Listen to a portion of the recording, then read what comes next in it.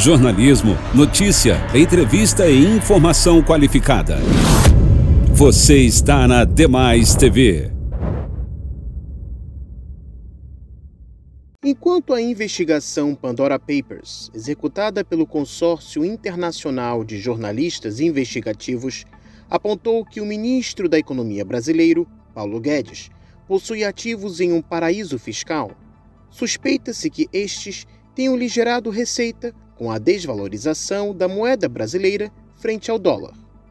A investigação afirma que em 2014, Guedes abriu uma empresa na qualidade de sócio, com um valor de 9 milhões de dólares após obter empréstimo do Credit Suisse.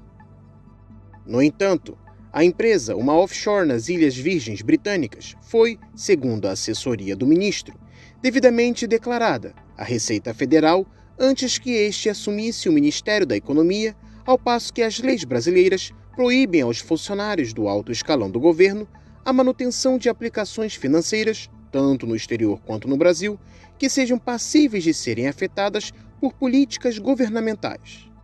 Desta forma, sendo ministro da Economia e o fato deste possuir offshore em um paraíso fiscal, as ações de Guedes poderiam configurar um conflito de interesse. Falando a Sputnik Brasil, Paulo Nicoli Ramires, doutor em Ciências Políticas pela Pontifícia Universidade Católica de São Paulo, acredita que Guedes teria lucrado com a desvalorização do real, ao passo que chefiava a economia brasileira. A gente não pode esquecer que houve todo um processo de desvalorização da moeda brasileira, desde que Bolsonaro assumiu a presidência, algo em torno de 40%, e curiosamente, nós tínhamos exatamente um indivíduo, o caso do Paulo Guedes, né, com contas num paraíso fiscal, né, enfim, e que lucrou com a desvalorização da moeda brasileira, né. Esses 9,5 milhões de dólares que ele tem acabaram, enfim, se multiplicando em praticamente 50 milhões de reais, um pouco mais que isso. A gente não pode esquecer que no ano passado, esse mesmo Paulo Guedes havia dito que era um absurdo que, vejam só, que empregadas domésticas viajassem para os Estados Unidos para a Disney, e que o ideal é que o dólar ficasse mais alto, palavras do próprio Paulo Guedes, para que isso fortalecesse enfim, o turismo nacional. Né? Mas essa frase é curiosa, né? Ou seja, ele mostra, querendo ou não, certos interesses na desvalorização da moeda brasileira. E o que me parece é que ele estava pouco preocupado se empregadas domésticas ou não viajarão. Isso parece que foi utilizado como pretexto, quando, na verdade, seu real interesse era ganhar na condição, né, de investidor nessa offshore. Paulo Ramires também acredita que houve por parte do governo um desleixo em relação à desvalorização do real, o que seria bom para investimentos estrangeiros, mas que, segundo o professor, poderia servir aos interesses do próprio ministro. O que se mostrou nos últimos anos, né, nos últimos 2 anos de governo Bolsonaro, foram verdadeiras vistas grossas do governo, principalmente do Ministério da Fazenda, em relação à desvalorização do real frente ao dólar, né?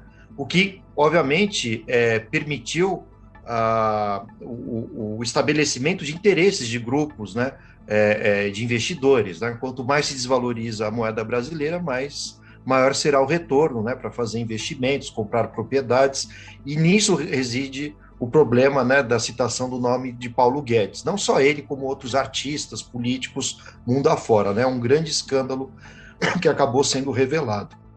Enquanto a Comissão de Trabalho, de Administração e Serviço Público da Câmara dos Deputados convoca o ministro para explicações, Paulo Ramires defende a ideia de que Guedes possa se explicar, mas descrede uma exoneração, ao passo que o ministro seria peça fundamental no governo do presidente Bolsonaro.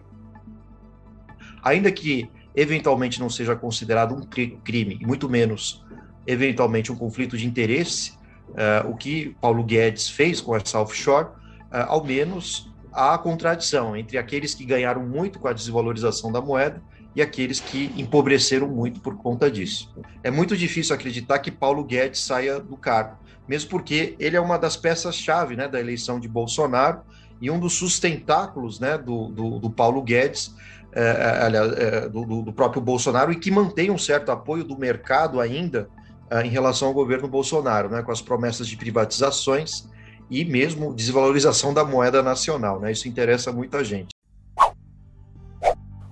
Uma formação de drones supostamente do Irã foi filmada sobrevoando a região fronteiriça com o Azerbaijão, enquanto os dois países vivem fortes tensões. As aeronaves não tripuladas seriam dos modelos Shahed 181 e Shahed 191, drones furtivos capazes de usar armas de alta precisão e atuar além do território do Irã. O caso se dá enquanto o Irã realiza seus maiores exercícios nos últimos 30 anos, perto da fronteira com o Azerbaijão. Nesta quarta-feira, 6 de outubro, o secretário de Defesa dos Estados Unidos, Lloyd Austin, disse que a segurança nacional de seu país ficará comprometida caso o Congresso norte-americano não eleve o teto da dívida pública do país.